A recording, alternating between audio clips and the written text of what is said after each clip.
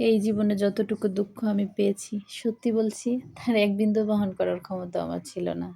কখনো চাইলেও কাঁদতে পারিনি, কখনো কারো কাঁধে মাথা রেখে বলতে পারিনি, আমি ভালো নেই। তাই নিজের ভেতরেই সব জমিয়েছি। হাসির আড়ালে নীরবতার গভীরে। মানুষ ভাবে আমি শক্ত, আমি সব পারি। অথচ কেউ জানে না, ভেতরে ভেতরে আমি কতবার ভেঙেছি। চোখের পানি দিয়ে সবসময় যুদ্ধ চালিয়ে যাই। আমি নিজেকে এতবার জোড়া লাগিয়েছি, এখন নিজের আসল রূপটাই ভুলে গেছি। কখনো ভাবি হয়তো সময় ঠিক করে দেবে সব কিছু, কিন্তু বাস্তবতা হলো আমি আয়ত্তের বাইরে দুঃখ ধারণ করতে করতে এখন নিজেই ধ্বংস হয়ে গেছি।